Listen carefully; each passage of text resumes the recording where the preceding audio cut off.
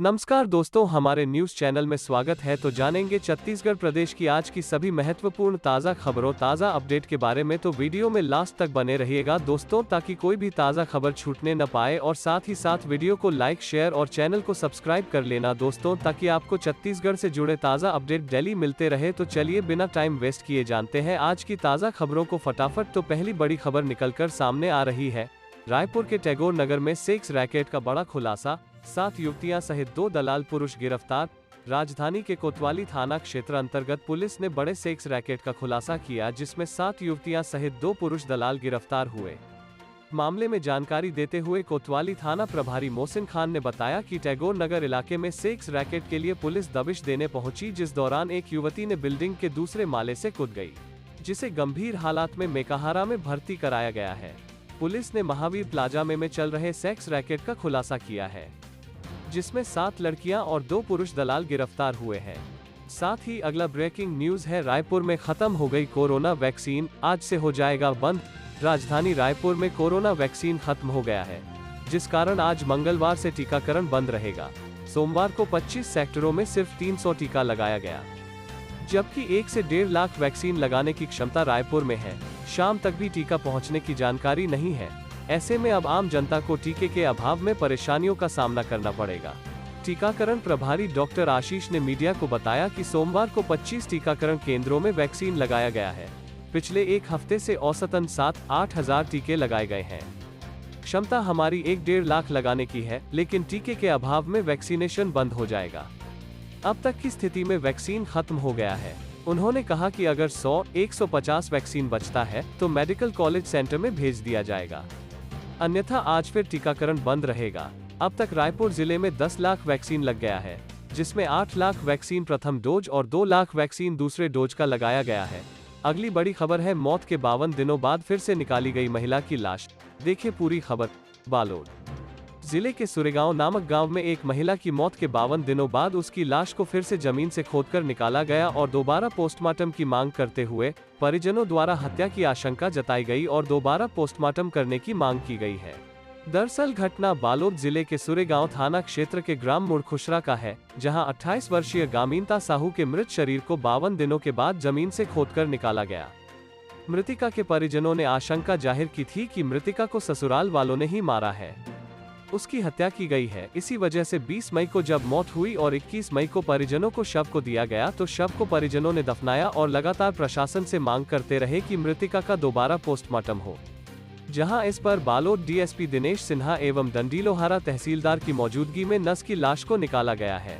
आपको बता दें कि डंडीलोहारा एसडीएम ने तहसीलदार के निर्देशन में एक टीम बनाई और मृतका के शरीर को फिर से निकालकर पोस्टमार्टम की अनुमति दी। मामले में परिजनों का कहना है कि मृतिका की शादी भिलाई में हुई थी, जहां उसके पति आर्मी में जवान है। आरोप है कि उनके पति का किसी और लड़की के साथ अफेयर था, इसी वजह से गामीनता साहू की हत्या ससुराल वालों ने की है। अब पूरा मामला पोस्टमार्टम के बाद खुलेगा। अगली बड़ी खबर है, शराब पर सियासी तकरार। मंत्री चौबे ने कहा, रमन सरकार में बही शराब की नदियां, उन्हें मिले पद्म पुरस्कार। बृजमोहन बोले, बौरा गए चौबे। छत्तीसगढ़ में एक बार फिर से शराब को लेकर सियासी संग्राम शुरू हो गया है। छत्तीसगढ़ के कृषि मंत्री रविंद्र चौबे ने रमन सिंह पर निशाना साधा था। उन्होंने कहा था कि राज्य में शराब की नदियां बहाने के लिए रमन सिंह को पद्म पुरस्कार देना चाहिए। इस पर अब पूर्व मंत्री बृजमोहन अग्रवाल ने पलटवार किया है। इस दौरान रविंद्र चौबे के पद्म पुरस्कार वाले बयान पर बृजमोहन अग्रवाल ने तंज कसा। उन्होंने कहा कि समाज में योगदान के लिए पद्म पुरस्कार दिए जाते हैं। कांग्रेस की सरकार से अच्छी नीति बीजेपी की थी, घर घर शराब नहीं बिकती थी। अच्छा काम करने वालों को पुरस्कार मिलना ही चाहिए। बृजमोहन अग्रवाल ने कहा कि प्रदेश सरकार को जनता सबक सिखाएगी, वो पुरस्कार के लायक नहीं। कांग्रेस के नेता बौरा गए हैं, मानसिक रूप से विचलित हो गए हैं। अगली बड़ी खबर है, अब होगा बेहतर इलाज। राज्यपाल अनुसुईया उइके की पहल से 7 वर्षीय दिव्यांग बेटी का रायपुर में होगा इलाज। रायपुर राज्यपाल अनुसुईया उइके की पहल से बलरामपुर जिले की दिव्यांग बेटी का रायपुर में इलाज होगा। 7 वर्षीय दिव्यांग शशिप्रभा चलने फिरने और बोलने में असमर्थ है। उसके पिता की मौत हो चुकी है और घर की आर्थिक स्थिति भी सही नहीं है, जिस कारण उसका इलाज नहीं हो पा रहा था। अब राज्यपाल की पहल से बच्ची का बेहतर इलाज हो सकेगा। राज्यपाल अनुसुईया उइके से आज राजभवन में फुलमनिया ने अपनी दिव्यांग बेटी शशिप्रभा के साथ मुलाकात की। राज्यपाल को मीडिया के माध्यम से बलरामपुर जिले के एक छोटे से गांव करकली में रहने वाली 7 वर्षीय शिशिप्रभा के बारे में जब पता चला कि वो चलने फिरने और बोलने में असमर्थ है, सरगुजा में उसका इलाज नहीं हो पा रहा है, राज्यपाल उइके ने उसकी मां और साथ में आए मौसी कांता को आश्वासन दिया कि उनकी बेटी का हर संभव इलाज कराया जाएगा। राज्यपाल की सहृदयशीलता से कांता और फुलमनिया की आंखों में आंसू आ गए। उन्होंने कहा कि हमने सोचा भी नहीं था कि रायपुर आकर हमारी बेटी का इलाज हो सकेगा। उन्होंने राज्यपाल को इसके लिए तहे दिल से धन्यवाद दिया। अगला अपडेट है, केंद्रीय शिक्षा मंत्री ने की नीट परीक्षा तिथि की घोषणा, जानिए कब से कर सकेंगे आवेदन और कब होगी परीक्षा। नई दिल्ली। नए केंद्रीय शिक्षा मंत्री धर्मेंद्र प्रधान ने बड़ी घोषणा की है। मंत्री प्रधान ने सोमवार को ऐलान किया कि चिकित्सा पाठ्यक्रमों में प्रवेश के लिए होने वाली नीट यूजी 2021 की परीक्षा 12 सितंबर 2021 को आयोजित की जाएगी। केंद्रीय शिक्षा मंत्री ने कहा कि राष्ट्रीय पात्रता सह प्रवेश परीक्षा यानी नीट यूजी 2021 देश भर में 12 सितंबर 2021 को कोविड-19 प्रोटोकॉल का पालन करते हुए आयोजित किया जाएगा। आवेदन प्रक्रिया मंगलवार शाम 5 बजे से एनटीए की वेबसाइट के माध्यम से शुरू हो जाएगी। प्रधान ने कहा कि सामाजिक दूरी के मानदंडों को सुनिश्चित करने के लिए जिन शहरों में परीक्षा आयोजित की जाएगी, उनकी संख्या 155 से बढ़ाकर 198 कर दी गई है। परीक्षा केंद्रों की संख्या भी 2020 में उपयोग किए गए 3862 केंद्रों से बढ़ाई जाएगी। कोविड-19 प्रोटोकॉल का पालन सुनिश्चित करने के लिए परीक्षा केंद्र में सभी उम्मीदवारों को फेस मास्क प्रदान किया जाएगा। एंट्री और एग्जिट के दौरान समय स्लॉट, कॉन्टैक्टलेस रजिस्ट्रेशन, उचित सैनिटाइजेशन, सोशल डिस्टेंसिंग के साथ बैठने आदि को भी सुनिश्चित किया जाएगा। साथ ही अगली बड़ी खबर है, यात्री कृपया ध्यान दें, आज से बसों का महाबंद। बस ऑपरेटर किराया बढ़ाने पर अड़े, सरकार राजी नहीं। मांग पूरी होने तक छत्तीसगढ़ में 12,000 बसें नहीं चलेंगी। 5 लाख से ज्यादा लोग होंगे परेशान। छत्तीसगढ़ में मंगलवार से बसों की हड़ताल रहेगी। ऐसे में रोजमर्रा के सफर पर जाने आने वाले करीब 5 लाख यात्रियों को परेशानी होनी तय है। यह महाबंद अनिश्चितकालीन होगा।